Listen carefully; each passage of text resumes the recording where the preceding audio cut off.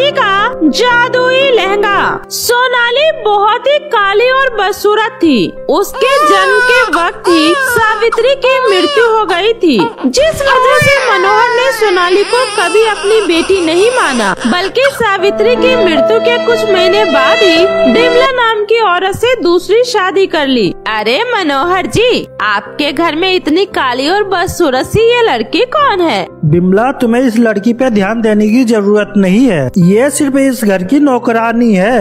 ऐसे ही समय बीतता रहा। समय के साथ साथ बिमला ने भी अपनी एक खूबसूरत सी बेटी नेहा को जन्म दिया। बिमला और मनोहर नेहा से तो बहुत ही ज्यादा प्यार करते थे, वहीं सोनाली से कोई भी प्यार नहीं करता था, बल्कि सभी सोनाली को मनहूस मनहूस कहकर हमेशा ताने दिया करते थे। अरे ओ मनहूस, कहाँ मर गई? जी आई माँ। आई की बच्ची, तुम्हें दिखाई नहीं दे रहा? मेरी बेटी कॉलेज जाने के लिए नहाने गई है, जल्दी से उसके लिए गर्मा गर्म नूडल्स बना दे। माँ, अभी तो मैंने नाश्ते में पराठे बनाए हैं और फिर नूडल। जितना कहा जाए उतना किया कर, मुझसे ज्यादा जबान चलाने की जरूरत नहीं है, समझी? तू इस घर की नौकरानी है और अपनी औकात मत भूल। अरे तू डायन है, डायन। पैदा होते ही अपनी माँ को खा गई, मनहूस कहीं की। माँ, कम से कम आप तो मुझे ऐसा मत बोलो। जन्म से लेकर आज तक पापा के प्यार को तरसती रही हूँ। उन्होंने आज तक कभी ठीक से मुझसे बात करना तो दूर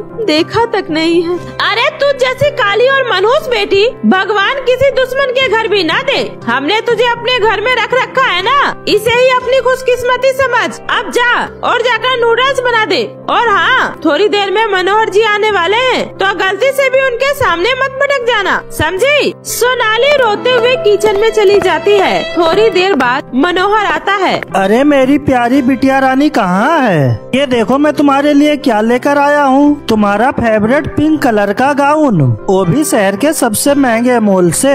पापा, इसे यहाँ रख दीजिए, मैं इसे बाद में देखूंगी। मुझे जल्दी से 5000 रूपए दीजिए, मैं कॉलेज के लिए लेट हो रही हूँ। ठीक है बिटिया, ये लो। बाय मम्मी, बाय पापा। तभी सोनाली वहाँ आ जाती है। अरे नेहा बहन, ऐसे खाली पेट घर से बाहर नहीं जाते, कम से कम नूडल्स तो खाती जाओ, मैंने बना दिया है। माँ, इस गवार को जरा समझाओ, मैंने कितनी दफा इसे मना किया है। मैं इस गवार काली कलूटी मनहूस लड़की की बहन नहीं हूँ, फिर भी ये नौकरानी की बच्ची मुझे अपनी बहन बहन क्यों कहती रहती है? ठीक है बेटी, मैं समझा दूंगी। अब तू जा, तुझे देर हो रही है ना।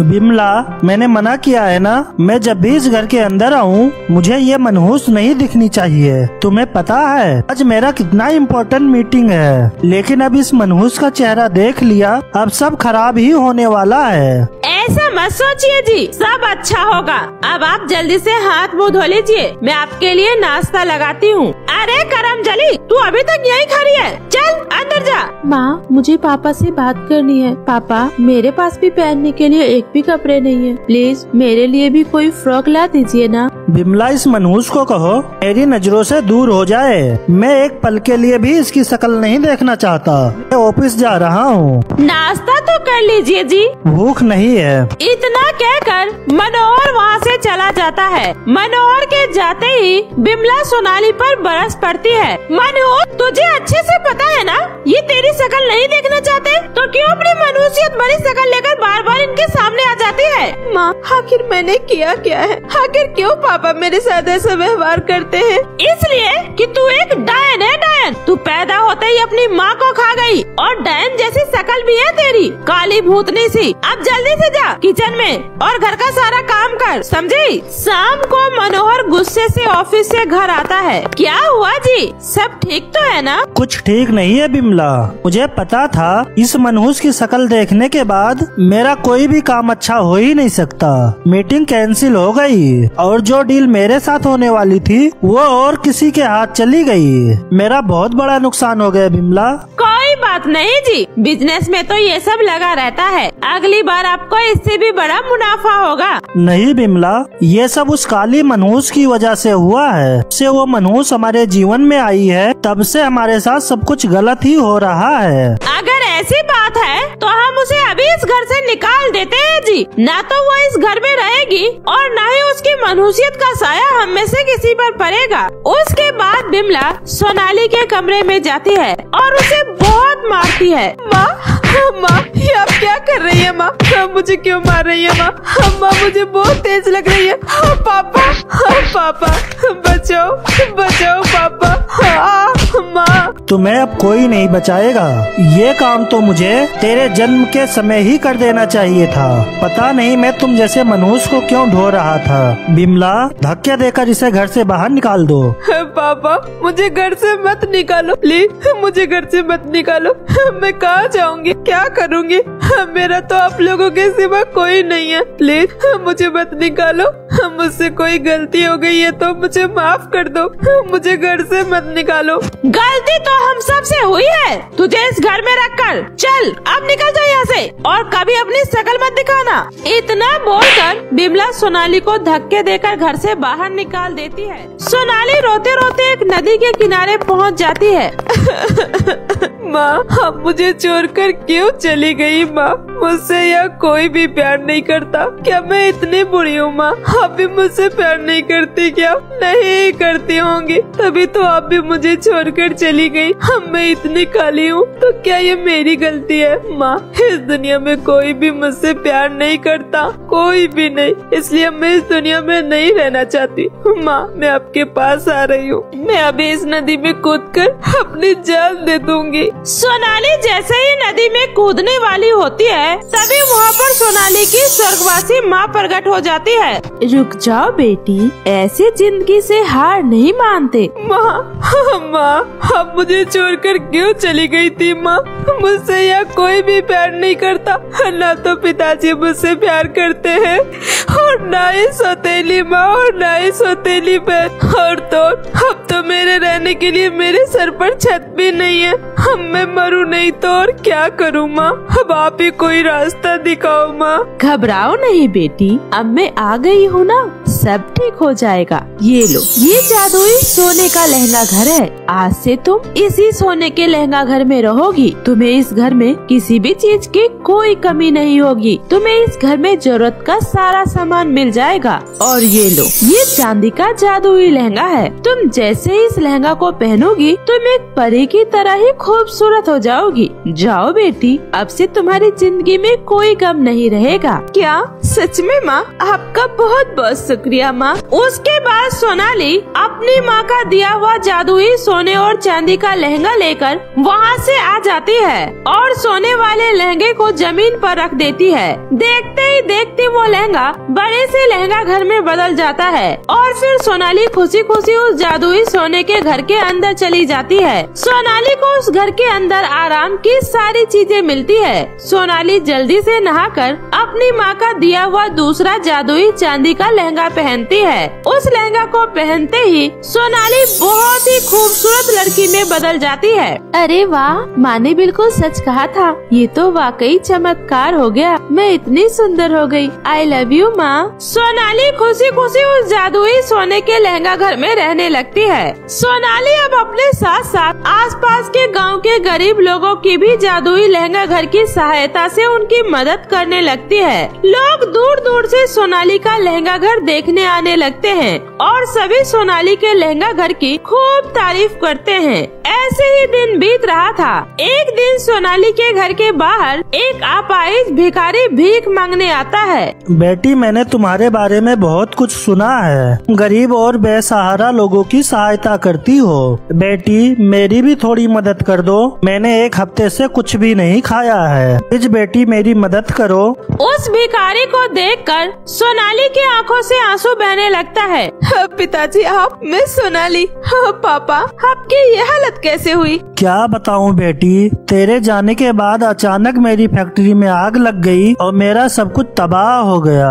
एक दिन मैं काम की तलाश में जा रहा था, तभी मेरा एक्सीडेंट हो गया और मैं अपाहिज हो गया। इस सौतेली माँ और बहन ने मुझे घर से निकाल दिया। क्या मेरे जाने के बाद इतना सब हो गया पिताजी? मुझे माफ कर दे बेटी, ये सब मेरे ही कर्मों का फल है। मैंने हमेशा तुम्हारे साथ बुरा व्यवहार किया, कभी तुझे अपनी बेटी नहीं माना। देना, ये सब उसी का नतीजा है। पिताजी अब आप चिंता मत कीजिए, मैं हूँ ना। ये घर मेरी माँ ने मुझे दिया है, ये जादुई लहंगा घर है। आज से आपको कहीं जाने की जरूरत नहीं है। आज से आप मेरे साथ इसी लहंगा घर में रहेंगे। जिस बेटी को आज तक मैंने इतना प्यार दिया, उसने मुझे घर से धक्का देकर निकाल दिया, और मैंने कभी तुझे प्यार से देखा तक नहीं, फिर भी तू मेरे लिए इतना कर रही है। तू सच में किसी देवी से कम नहीं है बेटी। और फिर इस तरह दोनों बाप बेटी एक दूसरे के साथ जादुई सोने के लहंगा घर में रहने लगते हैं। बहुत समय पहले की बात है।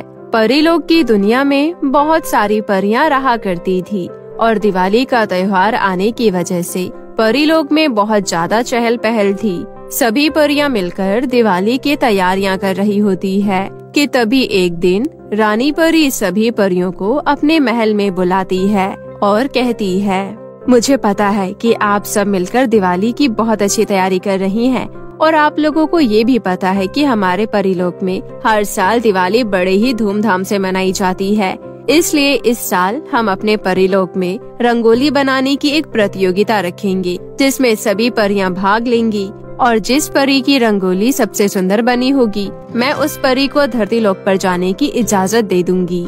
और इस तरह रानी परी की ये बात सुनकर सभी परियां बहुत ज्यादा खुश हो जाती है, क्योंकि सभी परियों को एक बार धरती लोक पर जाने का बहुत मन था। लेकिन उन परियों में से एक परी, जिसका नाम नीलम परी था, वो रानी परी की इस बात को सुनकर बिल्कुल भी खुश नहीं होती है, क्योंकि नीलम परी को रंगों से एलर्जी थी। इसलिए जब रानी परी नीलम परी का उदास चेहरा देखती है, तो वो उससे कहती है, नीलम परी, मुझे पता है कि तुम इस बात को सुनकर खुश नहीं हो, क्योंकि तुम्हें रंगों से एलर्जी है। इसलिए मैं चाहती हूँ कि तुम इस प्रतियोगिता में हिस्सा ना लो।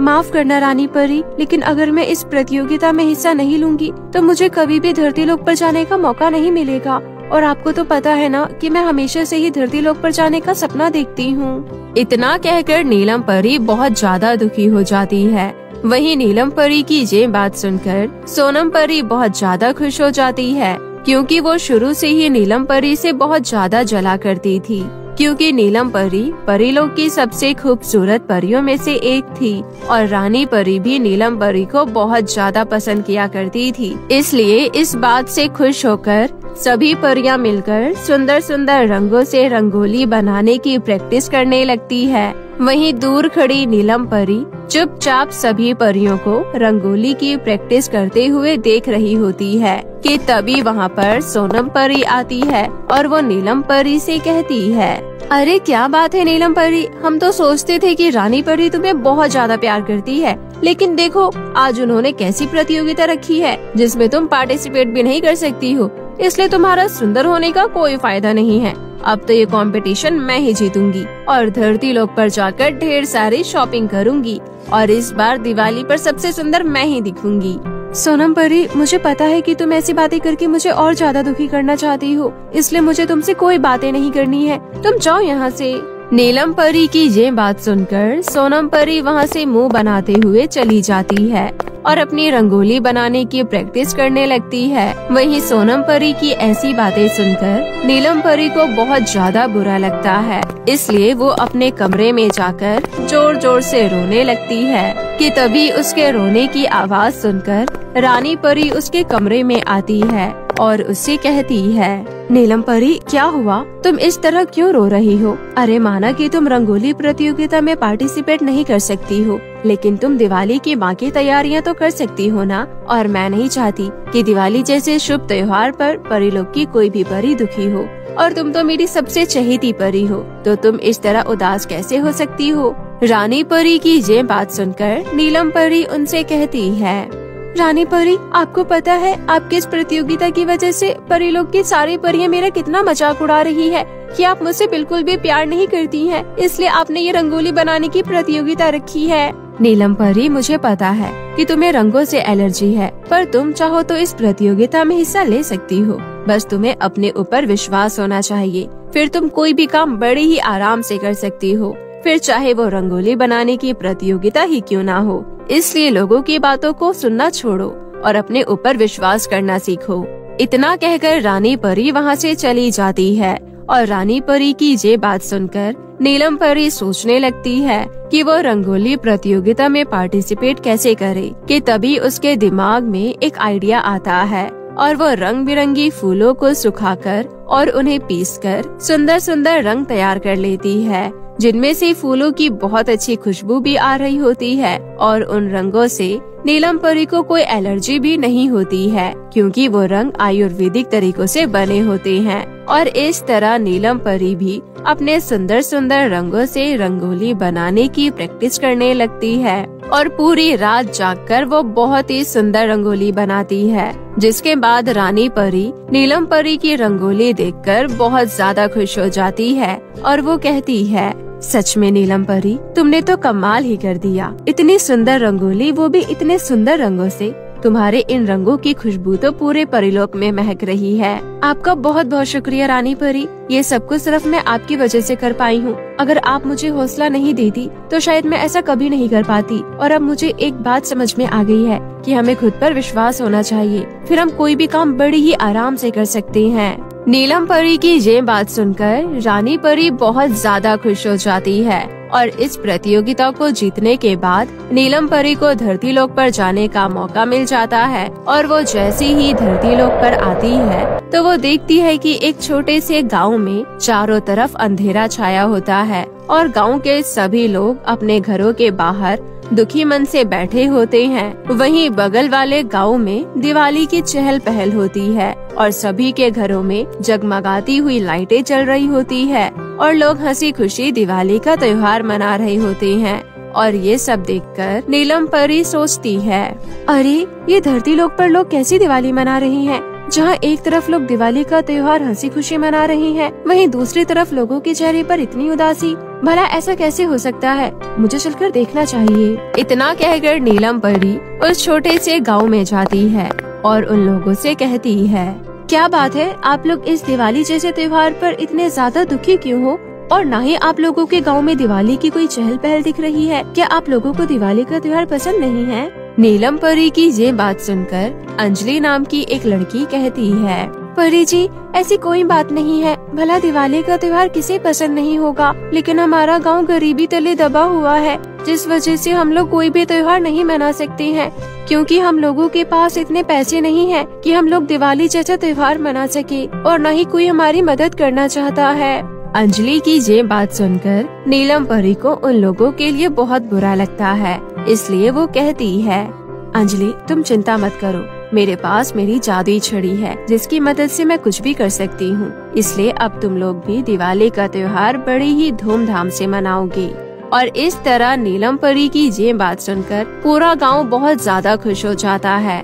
जिसके बाद नीलम परी अपनी जादुई छड़ी से पूरे गांव को लाइटों की जगमगाहट से भर देती है और पूरा गांव नए नए कपड़े पहनकर दिवाली का त्योहार बड़ी ही धूमधाम से मनाता है और साथ ही नीलम परी का शुक्रिया अदा करता है। और नीलम परी भी उन लोगों के साथ दिवाली की ये खुशियाँ बांटकर बहुत ज्यादा खुश हो जाती है, क्योंकि उसे उन लोगों की मदद करके बहुत अच्छा लगता है। जिसके बाद नीलम परी सभी परियों के लिए कुछ न कुछ खरीद कर वापस परीलोक आ जाती है और वो सबसे पहले सोनम परी को एक सुंदर सी ड्रेस देती है और कहती है, सोनम परी, तुम धरती लोक पर जाकर सिर्फ अपने लिए शॉपिंग करना चाहती थी ना, पर देखो मैं तुम सब परियों के लिए दिवाली पर पहनने के लिए सुंदर सुंदर ड्रेस लेकर आई हूँ, क्योंकि मैं नहीं चाहती कि परीलोक की कोई भी परी दिवाली पर खूबसूरती में मुझसे कम लगे।